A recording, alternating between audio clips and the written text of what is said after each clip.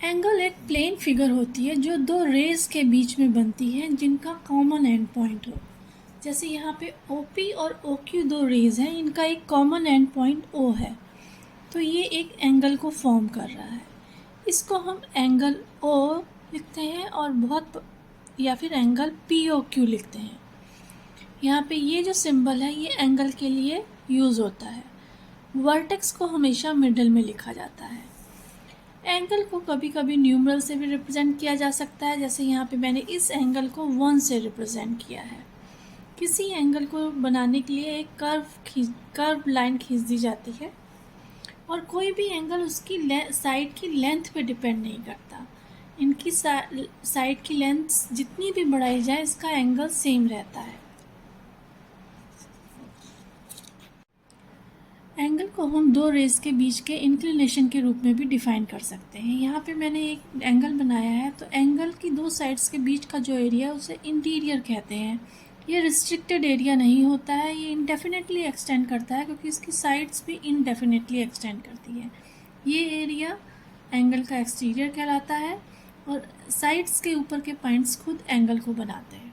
Angle की दोनों side के बीच का इंक्लिनेशन कितना है ये उस एंगल का मेज़र होता है। किसी एंगल को मेज़र करने के लिए ये मान लिया जाता है कि एक कंप्लीट रेवोल्यूशन जो है वो 360 डिग्रीज़ के बराबर होता है और इस 360 डिग्रीज़ को 360 इक्वल पार्ट्स में बांट दिया जाए तो हर पार्ट 1 डिग्री के बराबर होता है। 1 डिग्री को ऐसे सर्किल बना के रिप्रेजेंट करते हैं और इस 1 डिग्री को ही एंगल की यूनिट लिया जाता है। एंगल नापने के लिए प्रोट्रैक्टर का यूज़ किया जाता है। ये है प्रोट्रैक्टर। इसमें नीचे एक हॉरिजॉन्टल लाइन होती है और उसके बीच में एक सेंटर होता है। इस सेंटर को एंगल के वर्टेक्स पे रखते हैं। यहाँ पे 0 से 180 डिग्री तक मार्क होता है, फिर ऊपर की ओर इधर से 0 से 180 डिग्री की ओर मार्क होता है। ऐसा इसलिए होता है कि दोनों तरफ से एंगल नापने में सुविधा हो। जिस भी एंगल को नापना हो उसके वर्टेक्स पे ये वाला पॉइंट रखते हैं और एक साइड पे ये वाली लाइन रखते हैं। जैसे सेंटर O पे, वर्टेक्स O पे मैंने सेंटर को रखा और इस हॉरिजॉन्टल लाइन को साइड पे रख दिया। तो ये साइड जिस एंगल पे आ रही है, जिस मार्क पे आ रही है, वो एंगल दिखाता है।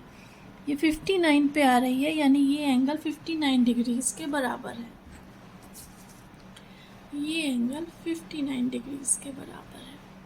एंगल को हम उस फिगर की तरह भी मान सकते हैं जो किसी रे को उसके एंड पॉइंट के अराउंड घुमाने से बनती है। जैसे मान लिया किसी रे की पोजीशन OA है और वो O के अराउंड घुमाने पे फाइनल पोजीशन OB पे आ जाती है, तो ये भी एक एंगल बन रहा है।